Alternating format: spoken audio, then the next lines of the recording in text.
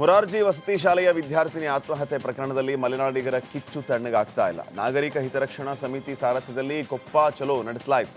ಚಿಕ್ಕಮಗಳೂರು ಜಿಲ್ಲೆಯ ಕೊಪ್ಪದಲ್ಲಿ ನೂರಾರು ಜನ ಮೆರವಣಿಗೆ ಮೂಲಕ ಆಗಮಿಸಿ ಪಟ್ಟಣದ ಪ್ರಮುಖ ರಸ್ತೆಗಳಲ್ಲಿ ಮೆರವಣಿಗೆ ನಡೆಸಿದರು. ವಿದ್ಯಾರ್ಥಿನಿ ಆತ್ಮಹತ್ಯೆ ಪ್ರಕರಣಕ್ಕೆ ಸಂಬಂಧಪಟ್ಟಂತೆ ಉನ್ನತ ತನಿಖೆ ನಡೆಸಬೇಕು ಅಂತ ಆಗ್ರಹಿಸಿದರು. ಕೊಪ್ಪದ ಮೊರಾರ್ಜಿ ವಸತಿ ಶಾಲೆಯಲ್ಲಿನ ವಿದ್ಯಾರ್ಥಿನಿಯರ ಸಾವಿನ ಸತ್ಯಾಸತ್ಯತೆ ಹೊರಬರಬೇಕು ಅಂತ ಒತ್ತಾಯಿಸಿದರು.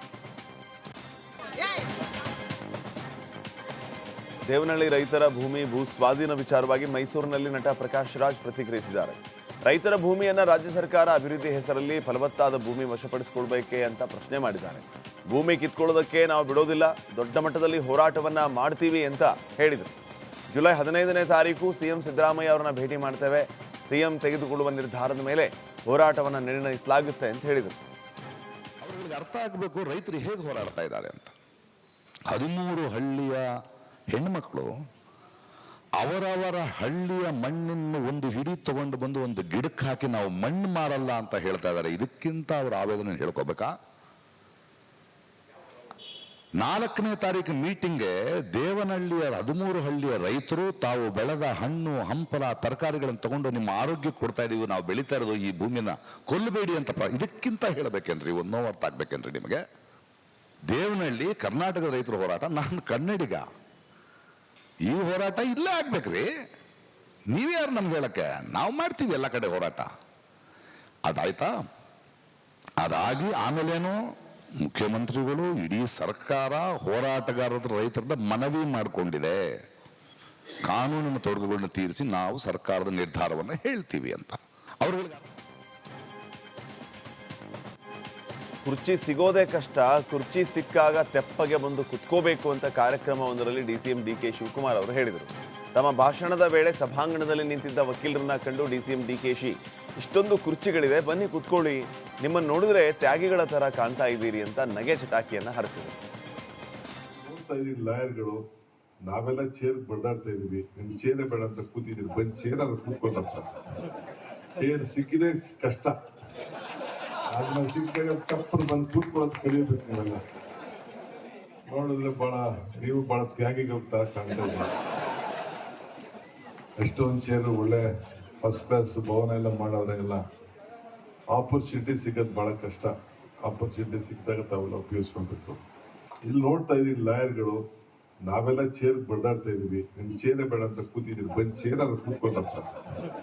ಚೇರ್ ಸಿಕ್ಕಿದೆ ಕಷ್ಟ, ಅದನ್ನ ಸಿಕ್ಕಾಗ ತಪ್ಪು ಬಂದು ಕೂತ್ಕೊಳ್ಳೋದು ಕಲಿಯಬೇಕು. ನೀವೆಲ್ಲ ನೋಡಿದ್ರೆ ನೀವು ಬಹಳ ತ್ಯಾಗಿಗಳ ತರ ಕಾಣ್ತಾ ಇದ್ದೀವಿ. ಎಷ್ಟೊಂದು ಚೇರು ಒಳ್ಳೆ ಫಸ್ಟ್ ಕ್ಲಾಸ್ ಭವನ ಎಲ್ಲ ಮಾಡೋರೆಲ್ಲ ಆಪರ್ಚುನಿಟಿ ಸಿಗೋದು ಬಹಳ ಕಷ್ಟ. ಆಪರ್ಚುನಿಟಿ ಸಿಕ್ಕಿದಾಗ ತಾವೆಲ್ಲ ಉಪಯೋಗಿಸ್ಕೊಳ್ಬೇಕು.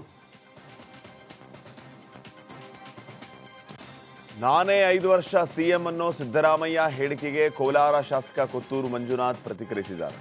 ಇವಾಗೇ ನಮ್ಮ ಹೈಕಮಾಂಡ್ ತೀರ್ಮಾನವೇ ಅಂತಿಮ, ಹೈಕಮಾಂಡ್ ತೀರ್ಮಾನದ ಬಗ್ಗೆ ಶಾಸಕರ ಹೇಳಿಕೆ ಅಪ್ರಸ್ತುತ ಅಂತ ಹೇಳಿದರು.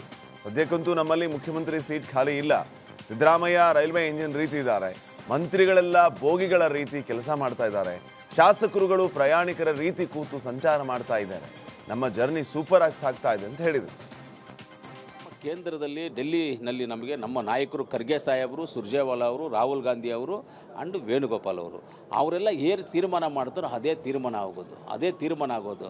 ಅದನ್ನು ಬಿಟ್ಟು ನಾವು ಯಾರು ಏನೇ ಹೇಳಿದ್ರು ಅದು ಯಾವುದೂ ಒರಿಜಿನಲ್ ಅಲ್ಲ. ಅಂದರೆ ಅವ್ರು ತೀರ್ಮಾನ ಮಾಡಿದ್ದೆ ಫೈನಲ್ಲು. ಅವ್ರು ತೀರ್ಮಾನ ಮಾಡಿ ಫೈನಲ್ ಆಗುವಂಥದ್ದನ್ನು ನಾವು ಯಾಕೆ ಮಾತಾಡಬೇಕು? ನಾವು ಮಾತಾಡಬಾರ್ದು ಅದ್ರ ಬಗ್ಗೆ. ಈಗಂತೂ ಸದ್ಯಕ್ಕಂತೂ ನಾನು ಹೇಳ್ತೀನಿ, ಮುಖ್ಯಮಂತ್ರಿ ಸೀಟು ಖಾಲಿ ಇಲ್ಲ. ಸಿದ್ದರಾಮಣ್ಣ ಅವ್ರು ಇದ್ದಾರೆ, ರೈಲ್ ಇಂಜನು, ಬೋಗಿಗಳೆಲ್ಲ ಬಂದ್ಬಿಟ್ಟು ಮಿನಿಸ್ಟರ್ಸು, ನಾವೆಲ್ಲ MLAs ಅದರಲ್ಲಿ ಕೂತಿದ್ದೀವಿ, ಹೋಗ್ತಾ ಇದ್ದೀವಿ ಸುಗಮವಾಗಿ, ಚೆನ್ನಾಗಿ, ಆರಾಮಾಗಿ, ಸೂಪರಾಗಿ ಹೋಗ್ತಾ ಇದೆ. ಏನು ಅಡುಕು ತಡ್ಕೋಗಿಲ್ಲ ನಮ್ಮ ಕೇಂದ್ರದ. ಡಿಸಿಎಂ ಡಿಕೆ ಶಿವಕುಮಾರ್ ಕಷ್ಟಪಟ್ಟು ಪಕ್ಷ ಸಂಘಟನೆ ಮಾಡಿದ್ದಾರೆ, ಇದರಲ್ಲಿ 2 ಮಾತಿಲ್ಲ. ನನ್ನಂಥ ಸಣ್ಣ ಸಮುದಾಯದ ವ್ಯಕ್ತಿಯನ್ನ ಶಾಸಕನಾಗಿ ಮಾಡಿದ್ದಾರೆ ಅಂತ ಕೋಲಾರ ಶಾಸಕ ಕೊತ್ತೂರು ಮಂಜುನಾಥ್ ಹೇಳಿದ್ದಾರೆ. ಡಿಕೆ ಶಿವಕುಮಾರ್ ಅವರಿಗೂ ಒಂದು ಅವಕಾಶ ಸಿಗಬೇಕು. ಈ ಅವಧಿಗೆ ಆಗ್ತಾರಾ, ಮುಂದಿನ ಅವಧಿಗೆ ಆಗ್ತಾರ ಅನ್ನೋದನ್ನ ಹೈಕಮಾಂಡ್ ನಿರ್ಧರಿಸುತ್ತೆ. ನಮಗೆ ಸಿದ್ದರಾಮಯ್ಯ ಬೇರೆ ಅಲ್ಲ, DKಶಿ ಬೇರೆ ಅಲ್ಲ ಅಂತ ಹೇಳಿದರು. ಖಂಡಿತವಾಗ್ಲೂ ಡಿ ಕೆ ಶಿವಕುಮಾರ್ ಸಾಹೇಬರು ಪಕ್ಷದ ಅಧ್ಯಕ್ಷರಾಗಿ ಅವ್ರು ಎಷ್ಟು ಕಷ್ಟಪಟ್ಟರು, ಯಾವ ರೀತಿಯಲ್ಲಿ ಹೋರಾಟ ಮಾಡಿದ್ರು, ಹೆಂಗೆ ಮಾಡಿದ್ರು, ಏನು ಹೆಂಗೆ ಅನ್ನೋದು ಎಲ್ಲರಿಗೂ ಗೊತ್ತಿದೆ, ನನಗೂ ಗೊತ್ತಿದೆ ಅವರು ಮಾಡಿದಂಥದ್ದನ್ನು. ಈ ಅವಧಿನಲ್ಲಿ ಆಗಬೇಕಾ ಆಗಬಾರ್ದಾ ಅನ್ನೋದು ಖರ್ಗೆ ಸಾಹೇಬರು ತೀರ್ಮಾನ ಮಾಡ್ತಾರೆ. ನಾವ್ಯಾರೂ ತೀರ್ಮಾನ ಮಾಡುವಂತಿಲ್ಲ. ನಮಗೆ ಸಿದ್ದರಾಮಣ್ಣ ಇದ್ದರೆ ಏನು ಬೇರೆ ಏನಲ್ಲ, ಡಿ ಕೆ ಶಿವಕುಮಾರ್ ಸಾಹೇಬ್ರು ಇದ್ದರೆ ಬೇರೆ ಏನಿಲ್ಲ, ಯಾರಿದ್ರೂ ಒಂದೇ ನಮಗೆ. ಖಂಡಿತವಾಗ್ಲೂ ಅಂಥ ವ್ಯಕ್ತಿ ಸಿ ಎಮ್ ಆದರೆ ಒಳ್ಳೇದೇ ಅಲ್ವಾ? ಮುಂದಿನ ದಿನಗಳಲ್ಲಿ ಅವಕಾಶ ಸಿಗುತ್ತೆ ಸರ್, ಯಾರಿಗೂ ಅವಕಾಶ ಸಿಗುತ್ತೆ ಸರ್, ಸಿಗದೆ ಹೋಗೋದಿಲ್ಲ ಸರ್. ಖಂಡಿತವಾಗ್ಲೂ ದೇವ್ರ ದಯದಿಂದ ಪ್ರಸಾದಗಳು ಎಲ್ಲರಿಗೂ ಸಿಗುತ್ತೆ, ಅವ್ರಿಗೆ ಅಂತಿಲ್ಲ, ನಮ್ಮೆಲ್ಲರಿಗೂ ಸಿಗ್ತದೆ. ಡಿ ಕೆ ಶಿವಕುಮಾರ್ ಸಾಹೇಬರು ಮುಂದಿನ ದಿನಗಳಲ್ಲಿ ಒಳ್ಳೇದಾಗುತ್ತೆ, ಅವ್ರಿಗೆಲ್ಲ ತೊಂದರೆ ಅದು ಅವ್ರನ್ನೇ ಕೇಳಬೇಕು, ಹೈಕಮಾಂಡನ್ನು ಕೇಳಬೇಕು ಸರ್. ಖಂಡಿತ ಡಿ.ಕೆ. ಶಿವಕುಮಾರ್ಗೆ ನೋಟಿಸ್, ಕಾಂಗ್ರೆಸ್ ಶಾಸಕ ಇಕ್ಬಾಲ್ ಹುಸೇನ್ ಬೆದರಿದ್ರ ಅನ್ನೋಂಥ ಅನುಮಾನ ಹುಟ್ಕೊಂಡಿದೆ. ಈ ಹಿಂದೆ ಡಿ.ಸಿ.ಎಂ ಡಿ.ಕೆ. ಶಿವಕುಮಾರ್ಗೆ ಸಿಎಂ ಅವಕಾಶ ಸಿಗಬೇಕು ಅಂತ ರಾಮನಗರ ಶಾಸಕ ಇಕ್ಬಾಲ್ ಹುಸೇನ್ ಹೇಳಿದರು. ಈ ಸಂಬಂಧ ಕೆಪಿಸಿಸಿ ಅಧ್ಯಕ್ಷ ಡಿ.ಕೆ. ಶಿವಕುಮಾರ್ ನೋಟಿಸನ್ನು ನೀಡಿದರು. ಆದರೆ ಈಗ ಇದ್ರ ಬಗ್ಗೆ ನಾನು ಮಾತಾಡಲ್ಲ, ನನ್ನ ಮೇಲೆ ಜಾಸ್ತಿ ಪ್ರೀತಿಯಿಂದ ನೋಟಿಸ್ ಕೊಟ್ಟಿದ್ದಾರೆ, ನಾನು ಅದಕ್ಕೆ ಇನ್ನೂ ಉತ್ತರ ಕೊಟ್ಟಿಲ್ಲ ಅಂತ ರಾಮನಗರ ಶಾಸಕ ಇಕ್ಬಾಲ್ ಹುಸೇನ್ ಹೇಳಿದ್ದಾರೆ. ನಾನು ಆ ಚರ್ಚೆಗೆ ಮೌನ ಮಾಡಬೇಕಂತ ಹೇಳೋರೆ. ನಾನು ಆ ಚರ್ಚೆ ಬಗ್ಗೆ ನಾನು ಮಾತಾಡಲ್ಲ. ನನಗೆ ಯಾವ ಹಿನ್ನಡೆಯೂ ಇಲ್ಲ, ಮುನ್ನಡೆಯೂ ಇಲ್ಲ. ನಾನು ಎಲ್ಲಿದ್ದೀನಿ ಅಲ್ಲೇ ಇದ್ದೀನಿ. ನಾನು ಏನು ಹೇಳ್ಬೇಕಂತ ಇತ್ತು, ನಾನು ಇವತ್ತು ಕೂಡ ಅದಕ್ಕೆ ಬದ್ಧವಾಗಿದ್ದೀನಿ. ನಾನು ಅದ್ರ ಬಗ್ಗೆ ಚರ್ಚೆ ಮಾಡಲ್ಲ. ಸರ್, ಈಗ ನಿಮಗೆ ಇಂಗ್ಲೀಷ್ ಕೂಡ ಸಾಕಷ್ಟು ಜನ ಚರ್ಚೆ ಮಾಡಿದ್ರು, ಅವ್ರಿಗೂ ಕೂಡ ನೋಟಿಸ್ ಬಂದಿದೆ ಇದ್ರ ಬಗ್ಗೆ. ಗೊತ್ತಿಲ್ಲ, ನನಗೆ ಪ್ರೀತಿಯಿಂದ ಜಾಸ್ತಿ ಪ್ರೀತಿ ನನ್ನ ಮೇಲೆ, ಅದಕ್ಕೋಸ್ಕರ ನನಗೇನೋ ಕೊಟ್ಟಿರ್ಬೋದು ಅಂತ ಕಾಣ್ತದೆ. ನನಗೆ ಸಂತೋಷ. ನನಗದು ಉತ್ತರನೂ ಇನ್ನೂ ಕೊಟ್ಟೂ ಇಲ್ಲ, ನಾನು ಕೊಡಲೂ ಇಲ್ಲ. ನೋಡ್ತೀನಿ, 7 ದಿವಸನೂ ಆಗೈತು, ನಾನು ಕೊಡಲಿಲ್ಲ. ನಾನು ಈಗ ಸದ್ಯಕ್ಕೆ ಹೈಕಮಾಂಡ್ನವ್ರಿಗೆ ಬಿಟ್ಟಿದ್ದಂಥ ವಿಚಾರ ಇದು. ಹೈಕಮಾಂಡ್ ಏನು ತೀರ್ಮಾನ ತಗೊಳ್ತಾ ನೋಡಿ. ರಾಜ್ಯ ಸರ್ಕಾರದ ಗ್ಯಾರಂಟಿಗಳ ಬಗ್ಗೆ ಕೇಂದ್ರ ಸಚಿವ ಪ್ರಹ್ಲಾದ್ ಜೋಶಿ ವ್ಯಂಗ್ಯವಾಡಿದ್ದಾರೆ. ಪ್ರತಿ ತಿಂಗಳು 2,000 ರೂಪಾಯಿ ಕೊಡುವುದಾಗಿ ಹೇಳಿದ ರಾಜ್ಯ ಸರ್ಕಾರ ಗೃಹಲಕ್ಷ್ಮಿ ಹಣ ನೀಡ್ತಾ ಇಲ್ಲ. ಕಾಕಾ ಸಾಹೇಬ್ ನಿಂಗೂ ಫ್ರೀ, ಕಾಕಾ ಪಾಟೀಲ್ ನಿಂಗೂ ಫ್ರೀ ಅಂತ ಹೇಳಿದ್ರಲ್ಲ, ಏನಾಯಿತು ಅಂತ ಪ್ರಶ್ನೆ ಮಾಡಿದ್ದಾರೆ. ಜೊತೆಗೆ ರಾಜ್ಯ ಸರ್ಕಾರ 48 ವಸ್ತುಗಳ ಬೆಲೆಯನ್ನು ಏರಿಸಿದೆ. ಟ್ರಾನ್ಸ್ಪೋರ್ಟ್ನ 240 ಕೋಟಿ ರೂಪಾಯಿ ಹಣವನ್ನು ನೀಡಿದ ದುಸ್ಥಿತಿ ರಾಜ್ಯ ಸರ್ಕಾರಕ್ಕೆ ಇದೆ ಅಂತ ವಾಗ್ದಾಳಿ ನಡೆಸಿದರು. ಮಾಡಿದ್ರಲ್ಲ, ಏನೇನು ಭಾಷಣ ಮಾಡಿದರು? ಪ್ರತಿ ತಿಂಗಳು ನಿಮ್ಮ ಖಾತೆಗೆ 2,000 ರೂಪಾಯಿ, ಎಲೆಕ್ಟ್ರಿಸಿಟಿ 200 ಯೂನಿಟ್ಟು, ಮಾದೇವಪ್ಪ ನಿನಗೂ ಫ್ರೀ, ಕಾಕಾ ಸಾಹೇಬ್ ನಿನಗೂ ಫ್ರೀ ಅಂತ ಹೇಳಿದ್ರಲ್ಲ, ಏನಾಯ್ತಂತ? ಮತ್ತು ಇವರು 48 ಬೆಲೆಗಳ ಒಟ್ಟಾರೆ ಇದರದ್ದು 48 ಐಟಮ್ಗಳ ಇವ್ರ ತಮ್ಮ ಕೈಯಲ್ಲಿರುವಂಥದ್ದು. ಮುಖ್ಯಮಂತ್ರಿ ಯಾರಾಗಬೇಕು ಅನ್ನೋದ್ರ ಬಗ್ಗೆ ಏನು ಪೈಪೋಟಿ ನಡೆದದ. ಹೇಳಿದ್ನಲ್ಲ, ಒಂದು ಹಾಸು ಒಂದು ಹಚ್ಚು, ಇಬ್ಬರು ಅವರ ಯಾರಾದರೂ ಏನೋ ಅದ ಇರೋದು. ಅದರ ಕನಿಷ್ಠ ಪಕ್ಷ ಒಂದು ರಾಜ್ಯದ ಜನ ನಿಮ್ಮ ಪರವಾಗಿ ತೀರ್ಪು ಕೊಟ್ಟಾರ 2.5 ವರ್ಷ, ಸುಮಾರು 2.5 ವರ್ಷದ ಹಿಂದೆ.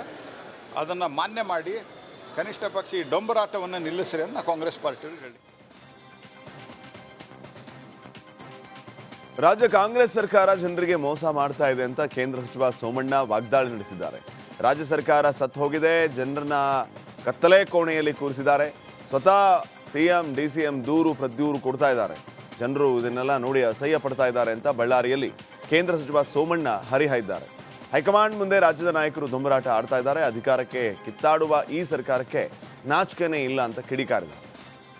ಅವ್ರು ಅರ್ಜಿ ಹಾಕೊಂಡಿದ್ದಾರೆ ಅಂತ ಕಾಣಿಸ್ತದೆ. ಅವ್ರ ಅರ್ಜಿನ ಸ್ವೀಕಾರ ಮಾಡೋದು ಬಿಡೋದು ಅಲ್ಲ, ಸ್ವೀಕಾರ ಮಾಡೋದು ಬಿಡೋದು ಅವ್ರ ಹೈಕಮಾಂಡ್ ಬಿಟ್ಟು. ಒಂದು, ಕರ್ನಾಟಕ ರಾಜ್ಯದಲ್ಲಿ ಸರ್ಕಾರ ಸತ್ತೋಗಿದೆ, ನಿರ್ಲಿಪ್ತವಾಗಿದೆ. ಇವತ್ತು ಎಲ್ಲ ಒಂದು ಕಡೆ 7 ಕೋಟಿ ಕನ್ನಡಿಗರನ್ನು ಕತ್ಲೆ ಕೋಣೆಗೆ ಕೂರಿಸಿ, ಒಂದು ಕಡೆ ಶಿವಕುಮಾರ್ ಮತ್ತೊಂದು ಕಡೆ ಸಿದ್ದರಾಮಯ್ಯನವರು. ಇದನ್ನು ಬಿಟ್ಟು ರಾಜ್ಯದಲ್ಲಿ ಇರ್ತಕ್ಕಂಥ ಜ್ವಲಂತ ಸಮಸ್ಯೆಗಳಿದ್ರೆ ಅದಕ್ಕೆ ಏನಾದ್ರು ಮಾಡೋಕ್ಕಾದ್ರೂ ಮಾಡಿ.